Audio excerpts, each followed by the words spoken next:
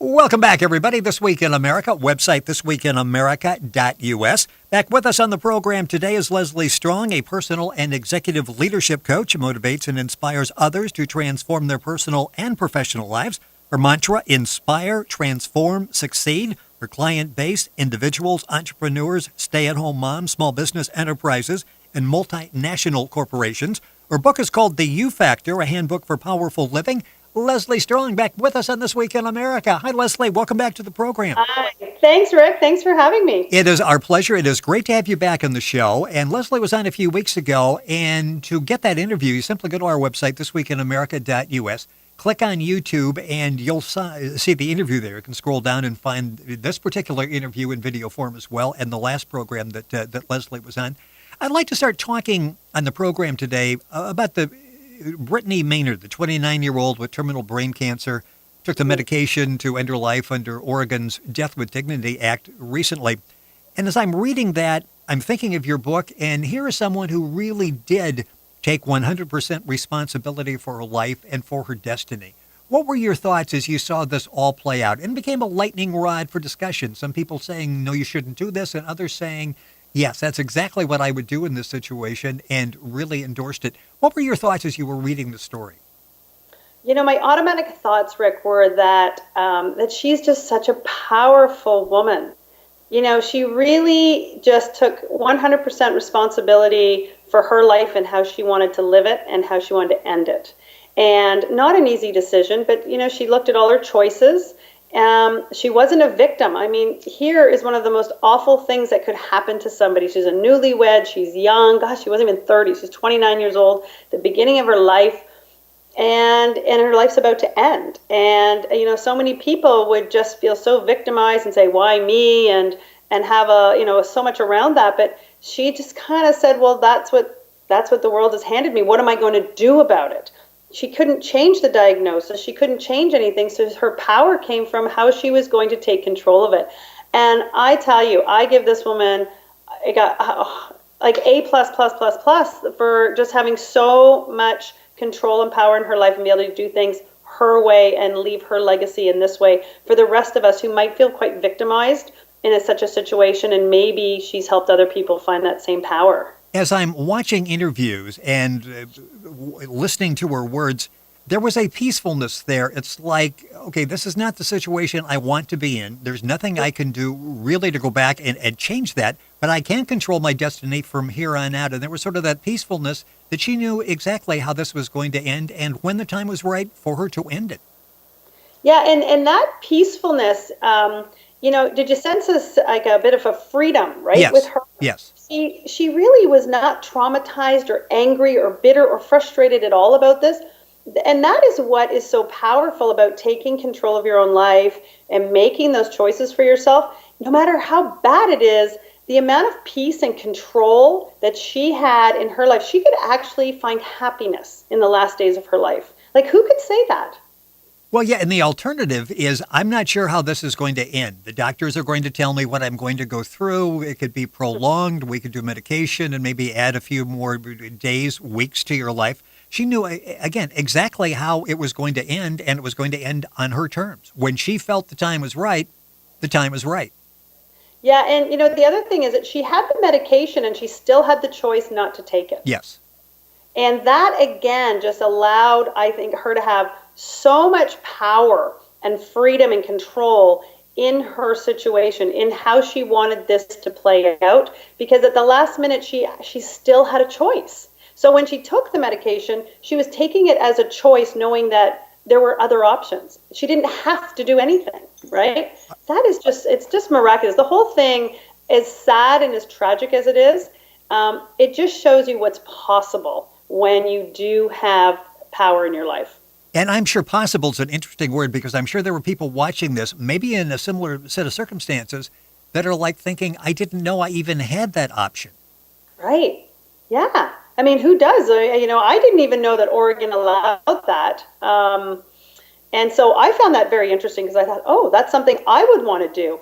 And I think it's just put out there that there are a lot more people who would like that opportunity and that possibility to handle things their way when they're sort of dealt that card of life that isn't so fabulous. Our guest on This Week in America is Leslie Strong, back with us. The book is The You Factor, a handbook for powerful living. Leslie's website is strongcoaching.com. When you were with us on the program before, and I'll just sort of go through things here real quickly in the beginning to set the premise for the program in about 30 seconds. People have a tough time feeling good about their lives. And we talked about that before, that many people look around and they go, I should really feel better about my circumstances than I do now. I've got a great family. I've got a great job. I'm living in a nice home. But I just don't feel so great about the circumstances. And you're saying in many cases, and you deal with people on an ongoing basis that face these circumstances, it really goes back to a situation of you've lost your own power. Talk about how important that is and how it happens, if it's gradual. How do we lose our power? Well, we typically give it away, and we don't really realize that's what's happened. So, it looks like somebody took it. So it might be a spouse. You feel like, my husband or my wife doesn't allow me to travel, or doesn't allow me to, do what I need to do for myself. Or my kids, they keep me trapped. I've got to be home. I've got to take them to programs. So it really looks like other people in our lives or our circumstances, whether it's money or time, seems to have us trapped and seems to have all our power. But I come at it from that we give it to them. We give our circumstances and other people in our lives power, and taking it back, not unlike Brittany, it gives us that freedom and that peace to take control back in our lives. It gives us choices to say, what do I really want, and how do I really want to live, and what's going to bring back that passion and exuberance in my life again. Well, it's interesting because in one of the chapters in the book, and the book is called The You Factor, a handbook for living by Leslie Strong, the big truth, believe it or not, you got yourself into this. And so often we want to assign blame. This is why we're in this particular situation. It's not my fault. And then when you really analyze it, many times it comes back to that, wait a minute, my decisions got me into this situation. And we don't like that very much, do we? No. It's easier to blame somebody else. Yeah, it's much easier. It's much easier to blame somebody for making our life the way it is, the way we don't want it to be. Because then we don't have to take responsibility, and then we don't have to change it. We just get to sit and complain about it. But at the same time, when we are blaming other people, we become victims. And when we're victims, we're unhappy, we're stuck, we're frustrated, angry, resentful. And that's not great. Who wants that? We don't want to, nobody really wants to feel that, but a lot of us don't know how to get out of it. So it really is about, taking back that responsibility for your life and stop blaming other people, because we really do get ourselves into this. We forget, when I hear clients, talking about their jobs, it's like, well, you chose your job. You chose your career path. You chose your husband. You chose your spouse. We forget that we actually make these choices, and then we don't like our choices, but we blame the other people for our choices. Well, a perfect example in the book, you've got a client, a vice president of finance, and she was saying to you, I don't have enough time to get my work done. Everybody comes in and all I'm doing is solving everybody else's problems. And the bottom line of that is she's the one that allows this to happen. And we can see parallels in our life where we complain about a lack of time, and we use that as an example, and it's because we give up our time to other people. Right. And we think we have to. That client was very interesting because she couldn't see how that wasn't part of what she was supposed to do, or that she kind of thought, well, I have to help them. I have to give them answers when they come in. I have to talk to them. And when we talked about, well, who says you have to? What kind of boss do you want to be, and what kind of teammate do you want to be, and how are you going to be as a person who works and needs to get a certain amount of things done? And so we really had to sort of alter the assumption she was making of what her job description was and what she had to do. And we often get into that in our lives too. I have to take my kids to, 10 different programs. Right. Well, do they have to do 10 different programs? I don't know. You put them in there. I was going to say, time is so difficult for busy parents and for busy kids. And your complaint is oh, geez, I got to drive and pick up John at tennis today. Well, you let John play tennis. So that's really not John's problem. That's your problem. Right. Absolutely. And I have found, so many of my clients, business and home, when they've read the U Factor, they've really been able to step back and see where they have made choices that they don't really realize that they made those choices. And it does open up a whole new level of either re-choosing or choosing something different or re-choosing what they decide to choose. But then they aren't resentful anymore. You know, the drive to tennis isn't I got to do this, and the frustration and resentment. It's, oh, right, I really thought tennis was great. They really want to play tennis, so we're in this together, and here I go. The There's book is just a whole other level to it. Yeah, the book is called The U Factor, a handbook for powerful living. Leslie Strong, our guest on the program. The book is available at our website, strongcoaching.com. Available, of course, at Amazon. And you can link on directly and get information and purchase the book at our website, thisweekinamerica.us. You also talk about assumptions and perspective. And very interesting, a power tool is challenge your assumptions. Talk about how we get into trouble by making assumptions. That's usually something we accept, we take for granted, and really don't even give it a whole lot of thought. It's just sort of, this is the way it is. Yeah, and they run us, and they come from our beliefs, our stories of our past, which I call them stories because they're usually just interpretations and not always based. They're based on fact, but with a lot of meaning and interpretation around that. So they come from different areas, but the thing about assumptions is that people don't validate assumptions, right? We just think that that's the way it is. And, and some assumptions really work for you. Like if I'm going to walk in Toronto or New York and I'm going to walk down a back alley, well, my assumption is it's not going to be safe. Maybe I shouldn't do that. Well, that's a pretty great assumption. But if I make an assumption, and I've had clients do this, I have one client who made an assumption that her boss should work in a particular way. He should mentor her and train her and work with her and build a relationship with her. And when he wasn't doing that, she basically just judged him and said, oh, he's a terrible boss. And so we had to walk through, assumptions. Well, what kind of assumptions was she making? And maybe he didn't make the same assumptions. Maybe his definition of a good boss was one who provided autonomy and independence, which was very opposite of hers. But what happens when we make those assumptions is we go along a path and then we make judgments when those assumptions are not met. And we become angry and frustrated. And then it's all about, oh, well, they didn't do this or they should be that. And there's a lot of expectations and complaints that come out of that. And there's just, there's no movement forward. The book is called The U Factor, a handbook for powerful living. Leslie Strong, our guest on the program, and a chapter developing how to challenge those assumptions. And then you talk about perspective, and this is really interesting. View it from a different perspective. You use an example in there of bill paying, and you can actually go one of two ways with that. And you talk about that. It can be a reminder that I don't have a whole lot of money, and I'm paying bills, and this is rather depressing. Or you can view it from the standpoint that I'm in charge of my finances, and I can live in this house for another 30 days because I just made a payment. Yeah, and the great thing about perspectives is you really do get to look outside yourself. And I have this. What I do with my clients, I have this wheel, and sometimes we put it on the floor. But I will say to them, what would what would be your mother's perspective? What would be your spouse's perspective? What would be Bill Clinton's perspective, or Obama's, or Oprah Winfrey's, or and I would take various different people and ask what they thought their perspective would be, just to show that not everybody thinks the same way, and we get very we kind of get set in our ways of thinking, but it's just our opinion. And if you can shift it a little and have a new perspective, you can actually be freed up paying bills and thinking, where's the money going to come from? It's like, well, at least I have heat. Yes. My perspective is that I'm not lying on the street destitute. I have a house. Yes, I might be struggling, but gosh, look what I do have. So that's a whole other perspective than going, oh my God, I don't have enough money to pay for anything and feeling bad about it. Time going by way too quickly. I want to talk about something that's important to you, and I think we touched on it last time, and that's affirmations. Affirm yourself in a positive way, and not just occasionally. You're talking about like every day, let's feel good about ourselves. How do we go about doing that? Yeah, it's just really teaching your brain to say nice things about yourself instead of terrible things. How many times do you say, oh, I'm so stupid, or I shouldn't have done that, or I can't believe, why would I do that? Why did I say that?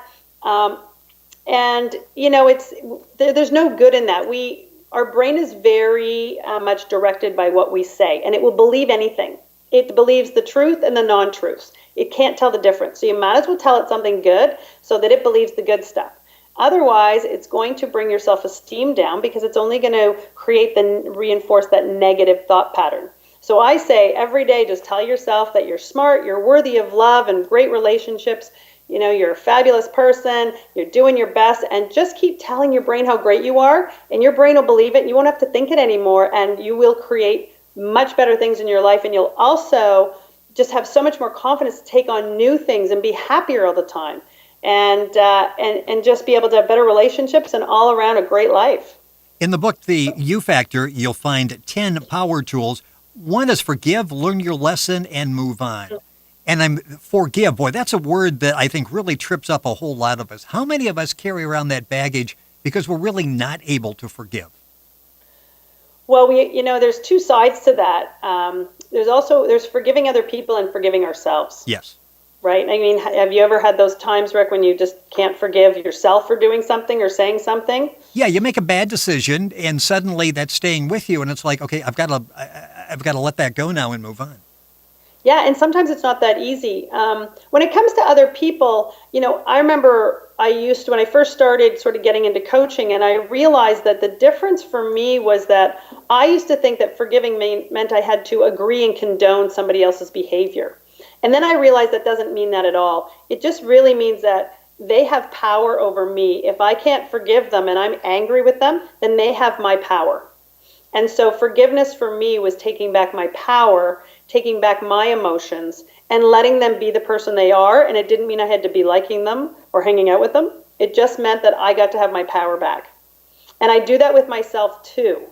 And so, because so many of us, we just hang on way too long and get, just the wheels start turning in our heads of over and over for weeks and months. And, at some point, you really just have to go, I can't change it. So I'm just going to have to let go of it. I have to just change how I think about it. Power Tool 10, we'll close with this, and it's really important, put it into action. How difficult is it? Okay, we've gone through the book. What you're saying makes perfect sense. How do I go about implementing that? Is it done in stages? Is that the best way to do this? And put what we just learned into action. Well, you and I were talking about action. There's so many times that we know what we're supposed to do, but we don't do what we're supposed to do. Yes. We all know how to lose weight, but do we actually stop eating chocolate and stop eating carbohydrates and sugars? No. Right? We know lots of things. We just don't actually implement them. Yes. That's why action is so important, because action's the only thing that's going to actually get you the results. Thinking about it, talking about it doesn't usually get you results. Doing something about it gets you results. And so when you go through the power tools and you make your choices, you really want to act on the choice. You really want to do something about it, because otherwise it sits in no man's land, and then you won't have any results. And then you'll get to blame me and saying, well, it's your fault. You wrote a book and it's not even working. Yes.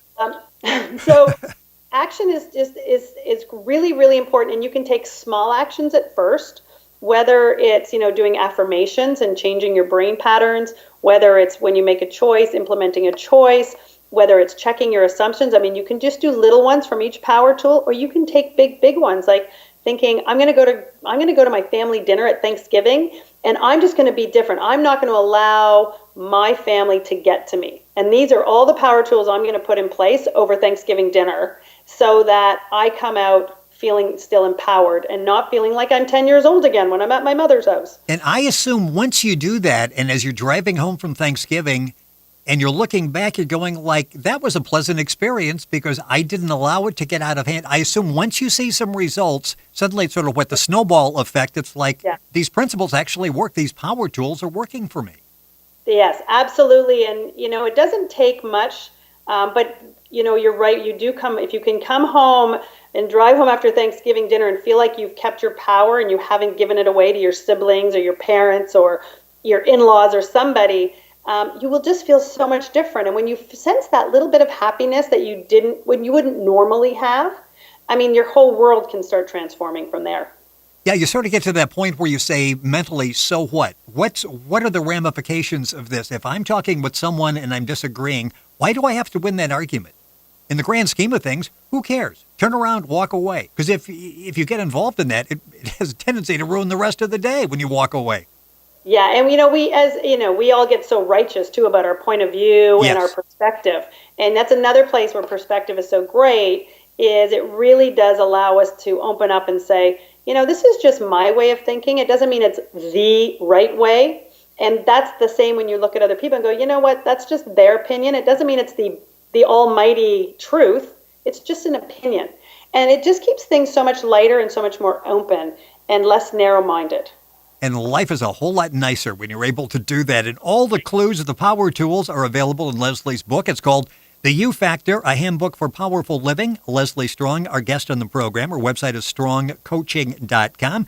Information at our website, of course, on the book. And you can go to our website as well, thisweekinamerica.us, and link on directly. Leslie, always having a pleasure having you on the program. Look forward to having you back. Thank you for being with us on the show. Appreciate it. Thank you so much, Rick. Enjoyed it, and have a great, wonderful day. Thanks, you too. You're listening to This Week in America, website thisweekinamerica.us.